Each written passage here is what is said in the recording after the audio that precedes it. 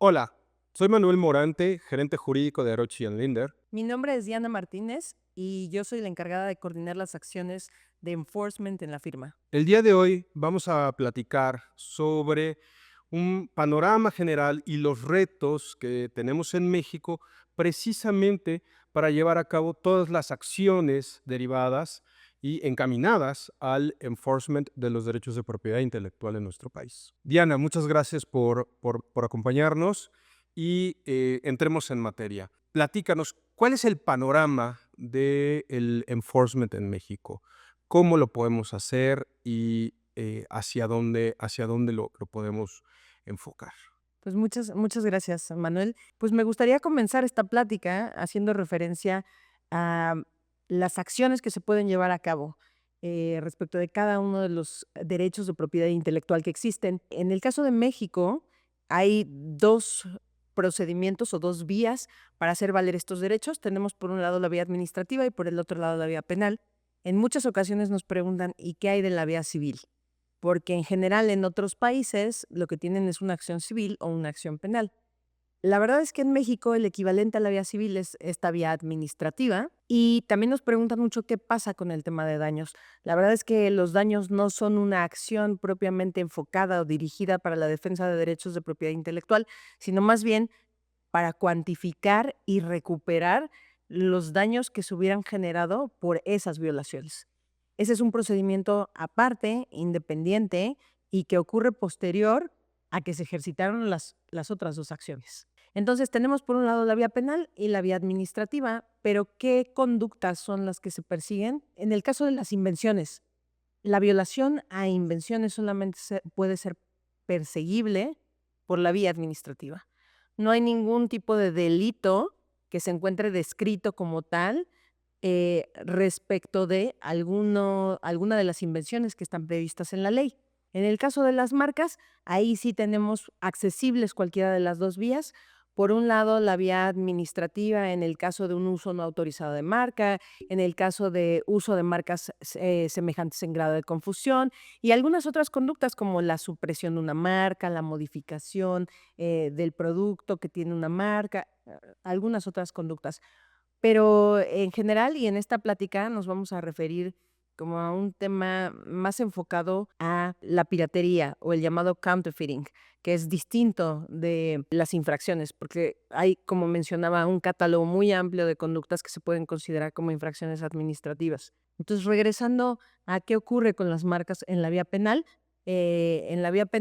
hay un tipo penal relacionado con la falsificación de la marca y por otro lado, algunas conductas relacionadas con esta falsificación, como por ejemplo la introducción al país de objetos que ostenten falsificaciones de marca, la comercialización, la distribución, el almacenamiento de estos objetos que ostenten falsificaciones de marca y siempre con un fin de especulación comercial. En el caso de los derechos de autor, en materia penal también hay un catálogo de conductas que se consideran como delitos, desde el uso de obra hasta el más socorrido por quienes llevan a cabo la defensa de derechos de propiedad intelectual, que consiste en la comercialización, la distribución, el almacenamiento, la introducción al país, el transporte de objetos en los que se aprecien copias de una obra. Pero hay otros delitos, como por ejemplo, los que tienen que ver con los derechos de ejecución de la obra, incluso hay delitos que tienen que ver con la gestión de derechos recientemente incorporados, el llamado camcording, por el que hubo mucha pugna desde hace varios años y que por fin se incorporó a la ley en las últimas reformas que hubo en 2020, ¿qué fue? 2020. 2020. 2020. Sí, ahí fue sobre todo por presiones desde las negociaciones del tratado entre México, Estados Unidos y Canadá, y tal vez un poquito antes, pero sí, siempre la incorporación del camcording como delito creo que fue de los puntos buenos o de los puntos que se han destacado respecto a la nueva ley. A la reforma, sí, que se hacían muy necesarios desde años atrás y bueno, que finalmente se incorporan. Entonces hay un catálogo amplio de conductas, pero nuevamente en cuanto a la defensa de derechos por estos temas de lo que en México llamamos piratería, que bueno, en el sistema anglosajón también se conoce con el término de piracy o de counterfeit products, pues son estas copias donde hay una intención de copiar tanto la marca y hacerla pasar por el producto original, por la marca que aparece en el producto original. Y creo que lo dijiste tú muy bien hace un momento, ¿no? Que además esta copia, esta falsificación tiene un interés de especulación comercial, ¿no? Y si voy a buscar una especulación comercial, es que quiero obtener una ganancia. Por lo tanto, mi actividad tiene un fin determinado y sé lo que estoy haciendo, ¿no? Claro, detrás de todo ello hay una intención de hacer pasar mi producto por el producto original, para ofrecerlo como una especie de sustituto, ¿no? Y aprovecharme entonces del prestigio que tiene la marca, o del prestigio que tiene el producto como tal, y en ese sentido, pues tener una venta de esos productos, llevar a cabo una actividad comercial sin tener que incurrir en todo este trabajo de invención, publicidad, de desarrollo que sí llevan a cabo las empresas titulares de derechos, ¿no? Entonces, en el caso de la obra, además del la vía penal, también hay una vía administrativa a través de la figura de las infracciones en materia de comercio, que es muy curioso, pero en México las infracciones en materia de comercio están reguladas, en la Ley Federal del Derecho de Autor, pero quien conoce de esas infracciones es el Instituto Mexicano de la Propiedad Industrial y no el INDAUTOR. Ahí también hay un catálogo de conductas que se prevén como infracciones. En el tema particular, pues encontramos los productos que copian de forma idéntica las obras, igual con un fin de lucro directo o indirecto, o bien de productos que han copiado la obra previamente modificada, deformada o alterada. Las medidas en frontera siguen el mismo sistema de protección de los que hablamos hace un momento. Las aduanas en México no tienen la posibilidad de asegurar mercancías por sí solas. La ley aduanera establece que para poder llevar a cabo un aseguramiento de mercancías es necesario que cuenten con la orden emitida por una autoridad competente. Y en ese sentido, pues las autoridades competentes son nuevamente las encargadas del procedimiento administrativo o del procedimiento penal. Entonces, básicamente, pues en esos dos mismos procedimientos. Simultáneamente, las empresas llevan a cabo otro tipo de acciones para tratar de prevenir el desarrollo de estas actividades por parte de terceros, como a través de entrenamientos, actividades dirigidas a alertar incluso a los consumidores. Muchas de ellas tienen campañas que van dirigidas a advertir a los consumidores las características que tienen algunos de los productos que no son originales, pues para que los consumidores pues no los adquieran, ¿no? No se vean engañados por estos productos. Desde luego hay muchos casos en los que el consumidor sabe del producto y busca adquirirlo. Hay una encuesta muy interesante, el resultado de un estudio que hizo la American Chamber en México, donde preguntaban a muchas personas si consumían productos piratas. Es muy interesante porque tú ves el resultado y te das cuenta qué género es más propenso a adquirir los productos que no son originales, qué edades tienen, la clase social en relación con el nivel de ingresos, pero llama mucho la atención que muchas personas en algún momento de su vida han adquirido un producto que no es original. Pero cuando tú te refieres a los medicamentos, a las bebidas alcohólicas, a los alimentos, ahí se revierte totalmente el resultado, ¿no? Y te das cuenta que en general el 90% de las personas jamás consumiría un producto que no es original si se tratara de medicamentos, alimentos o bebidas. Hasta hace algunos años también el sistema estaba regulado de forma distinta, ¿no? La única forma de atacar estos daños, de acuerdo con la Suprema Corte, era habiendo obtenido una resolución que hubiera quedado firme en la que se declarara la comisión de la conducta infractora. Y una vez teniendo esa resolución, tú podías acceder por un procedimiento civil a reclamar los daños. Con todas sus complejidades, porque no era nada más llegar con la resolución, Claro. sino que en los pocos intentos que se dieron de reclamo de los daños y perjuicios, ya contando con una resolución, pues también había que probar el nexo causal, ¿no? Que a veces es algo complicado, ¿no? ¿Cuál es el vínculo entre la violación al derecho de propiedad intelectual ya declarado y por otro lado el daño resentido, ¿no? Y eso también es bastante complicado, ha sido bastante complicado. Que según tengo entendido, ese era el mayor problema al momento de tratar de obtener una resolución favorable, la prueba de este nexo causal. Y por supuesto también algunas otras consideraciones particulares, ¿no? Como qué pasa en México habiendo una economía informal tan grande, donde muchas de las empresas no llevan sus libros de contabilidad, acreditar cuántos productos se vendieron, No, el ¿no? valor.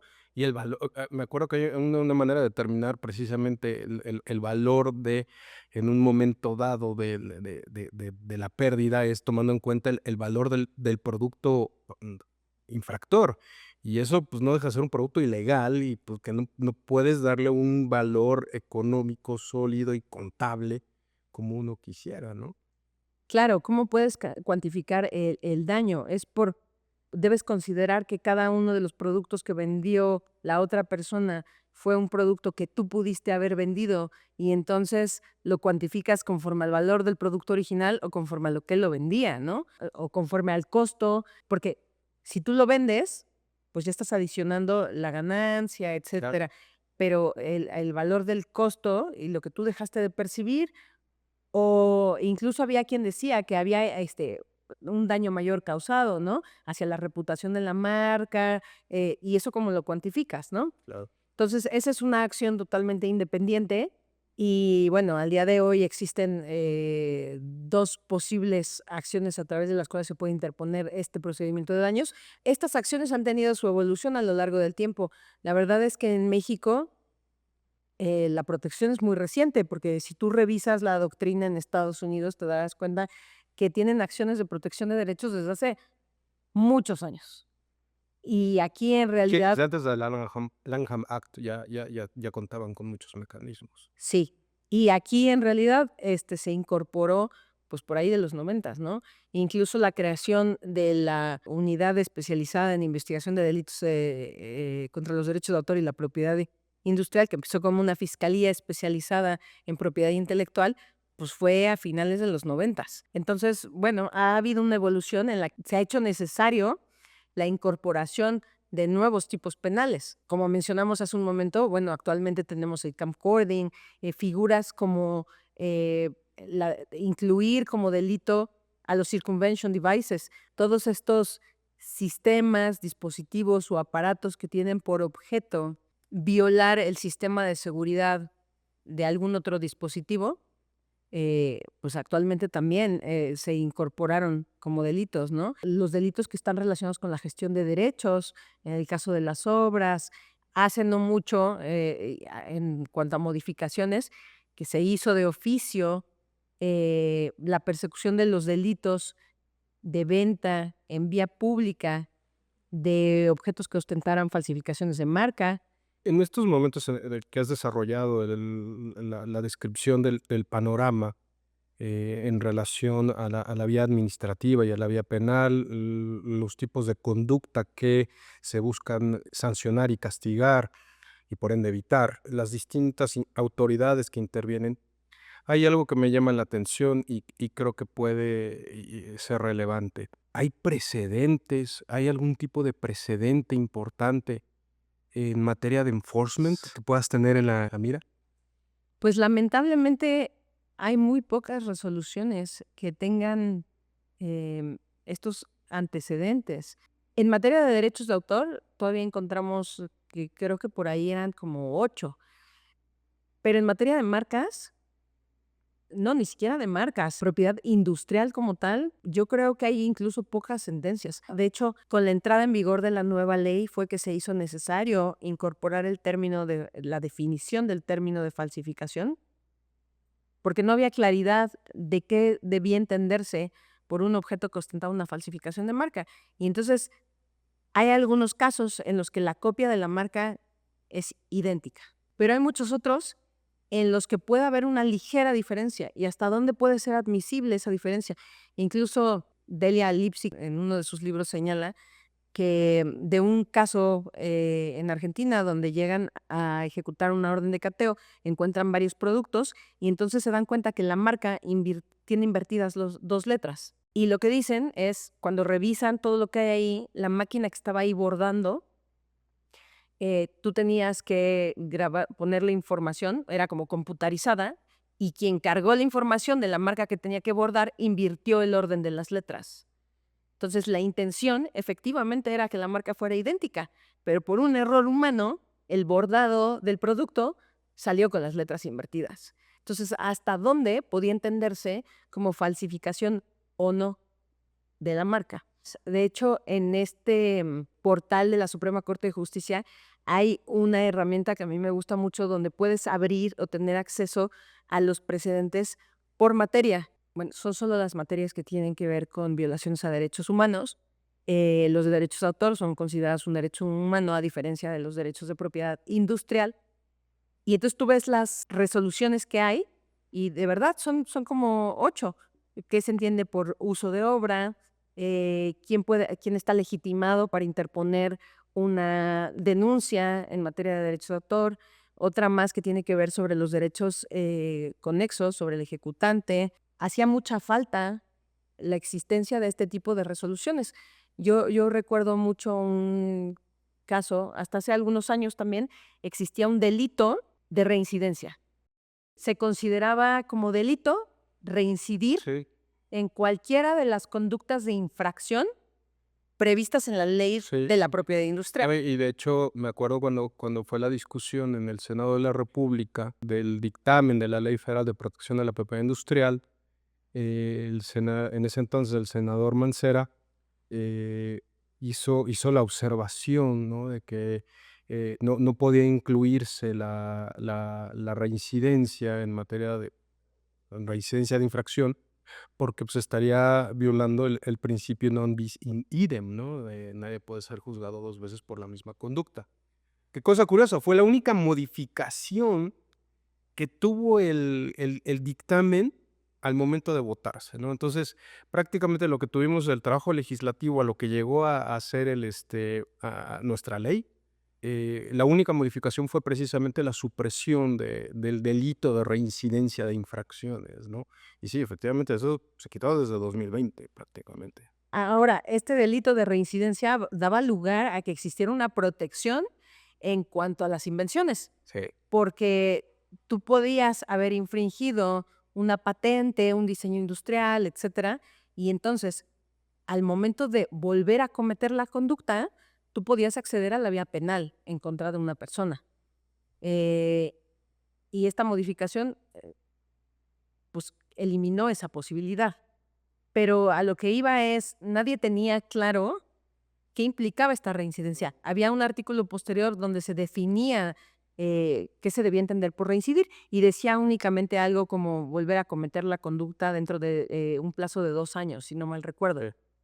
Pero entonces lo que no quedaba claro es, tienes que esperar la segunda conducta, ir al INPI, solicitar la infracción y con la segunda resolución de infracción con el Ministerio Público presentar la denuncia. Bueno, yo no lo compartía porque entonces ahí sí me parece que está sancionando la misma conducta. Sí. Pero por el otro lado decían, no, pues tiene que ser nada más llevar a cabo la conducta y eso te da lugar a poder acceder a la vía penal. Pero entonces el Ministerio Público decía, pero yo no tengo facultades para analizar la comisión de la conducta de infracción. Actualmente tenemos muchos conflictos, por ejemplo, en el caso de la Fiscalía, y uno de los principales problemas para los titulares de derechos, justamente porque no hay claridad. La Fiscalía tiene la costumbre de requerir para llevar a cabo el dictamen pericial que se aporte un objeto original. Y entonces lleva a cabo un análisis de objeto contra objeto. Es decir, yo estoy reclamando que mi pluma, que está copiando mi marca. Y entonces ellos te van a pedir tu pluma original para comparar los productos. Entonces analizan los materiales, analizan las partes. Por ejemplo, los relojes los abren y entonces ven la maquinaria del reloj. O sea, algo que no tiene absolutamente nada que ver con el tipo penal, porque el tipo penal habla de falsificación de marca. Para concluir respecto a esta intervención, podremos decir entonces que tenemos tenemos una normatividad que nos permite tener una serie de caminos para poder llevar a cabo el enforcement. Tenemos una serie de un par de autoridades que nos permiten llevarlo a cabo con sus interpretaciones y con los retos que nos enfrentamos día a día en la aplicación e interpretación de estas normas. Y tal vez el gran problema que tenemos en el ámbito del enforcement en México es la falta de eh, criterios judiciales que nos permitan pues ir empezando a encontrar algún tipo de solución a los distintos problemas que encontramos de este lado. Y eso me lleva a a la siguiente pregunta, un poco también en concordancia con el inicio de una nueva administración en nuestro país.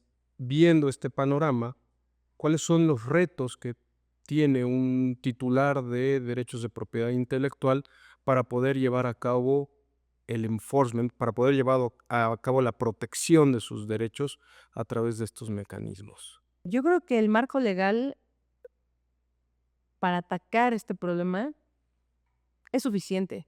O sea, desde luego hay muchas cosas que podríamos mejorar, porque siempre las hay.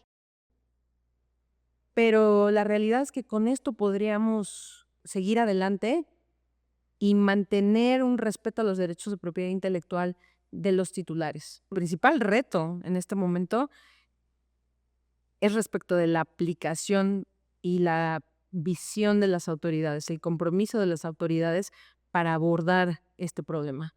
En la administración pasada tomó la decisión de dejar de llevar a cabo acciones para asegurar los productos.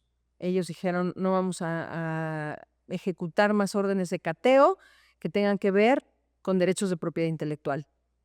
¿Por qué? Bueno, pues porque muchas de estas personas tienen como modo de vida la comercialización de estos productos y bueno, hay delitos más graves que atacar. Entonces, eso no es ahora una prioridad y dejando de hacerlo, eso se llevó incluso a otros ámbitos, incluso delitos contra la salud, etcétera. El dejar de llevar a cabo estas acciones, pues trajo consecuencias graves, ¿no? Sobre todo cuando atravesamos por la pandemia, nos dimos cuenta que medicamentos estaban siendo falsificados, vacunas están siendo falsificadas, las mismas mascarillas de protección, porque productos piratas hay lo que sea. Hemos visto desde vacunas, mascarillas, condones, bebidas alcohólicas, juguetes, desde luego, artículos escolares, lo que se les ocurra. El reto más importante ahora es ver cómo vamos a transitar con esta nueva administración a través de todo eso, porque el mecanismo jurídico ahí está. El tema es si se le va a dar la importancia a la protección de derechos de propiedad intelectual que merece o no. Porque, insisto, la posibilidad de solicitar una orden de cateo está prevista en la ley, lo podríamos haber hecho, pero la instrucción fue, no se va a hacer, y así fue. De hecho, nosotros estuvimos involucrados en la solicitud de información a través de un órgano de gobierno y ahí nos pudimos dar cuenta que, contrario a lo que señaló la administración anterior, que decía que lo importante, que habíamos dejado de lado lo importante, que no era estar asegurando mercancías, sino más bien llevar a cabo investigaciones profundas que nos permitieran llegar a los fabricantes, a los grandes distribuidores de los productos, en lugar de estar asegurando de mercancías a las tiendas de la esquina. Y por otro lado, pues dar el seguimiento para obtener sentencias condenatorias en contra de estas personas. Entonces dijimos, ok, si no se está haciendo esto, vamos a ver cómo vamos. Y analizando la información, incluso la misma embajada de Estados Unidos en México, la American Chamber, estuvo involucrada en solicitud de información similar y nos dimos cuenta de que en muchos años, incluso sobre todo después de 2020, los resultados de órdenes de cateo solicitadas por la Fiscalía eran 0. Pero por otro lado, tú podrías pensar, bueno, pero eso implicaría que el número de sentencias condenatorias ha aumentado. 4, ¿no? 6, 3, que en realidad no era proporcional con el número de denuncias que se presentaban, porque por otro lado preguntabas cuál es el número de denuncias presentadas en el año 2018, 2019, 2020, eran muchísimas, eran más de 3,000 para 4 sentencias condenatorias, no es proporcional. Ni siquiera el número de asuntos que se judicializaba. El número de asuntos judicializados era mínimo. Yo creo que es un reto muy importante, sobre todo tomando en cuenta que las empresas que desarrollan estos derechos de propiedad intelectual invierten en campañas y en acciones contra la piratería sin tener certeza de cuál es el retorno de esa inversión, porque ¿cómo se vería reflejado el éxito de tu campaña? ¿Tendrían que aumentar necesariamente las ventas de tu producto? ¿O un aumento en las ventas podrá implicar que tu campaña antipiratería está siendo exitosa? Eso es un tema muy complicado y es también un reto porque tú ves cómo crece la oferta de productos y probablemente tu presupuesto se mantiene igual. Entonces, afortunadamente parece que este nuevo gobierno tiene una nueva visión respecto de la necesidad de llevar a cabo estas acciones. Hace poco más de un mes, como muestra de ello, se llevó a cabo un operativo contra la piratería muy grande en la zona centro de la ciudad. Se aseguraron más de 200,000 productos. Lo llevó a cabo el Instituto Mexicano de la Propiedad Industrial de oficio. Se aseguraron principalmente juguetes, artículos de maquillaje, ropa, todo relacionado más bien con obras de personajes de entretenimiento. Y el mensaje tanto del titular del instituto como del secretario de Economía estaba relacionado con la importancia, era tendiente a realzar la importancia de los derechos de la propiedad industrial, perdón, de la propiedad intelectual, de la necesidad de protegerlos para generar inversión y de velar por los aspectos de legalidad, ¿no? Aunque es una conducta que es socialmente aceptada, hay una violación a un derecho. Derecho, claro. Y yo creo que esto ha sido muy alentador, ver que después de 6 años en que la defensa de derechos de propiedad intelectual pasó a segundo término, en este caso ha empezado a cobrar nuevamente importancia. Después de esas acciones entiendo que siguieron algunas otras y actualmente el titular del Instituto Mexicano de la Propiedad Industrial ha señalado que van a continuar con estas acciones y que se va a dar apoyo a los titulares de derechos sin importar si son empresas nacionales o extranjeras para llevar a cabo la defensa de sus derechos de propiedad intelectual. Muy bien. Muchísimas gracias, Diana. Creo que tenemos una panorámica de lo que tenemos y de lo que podemos esperar respecto al enforcement de los derechos de propiedad intelectual en México. Muchas gracias y por cualquier duda, nuestro contacto está aquí.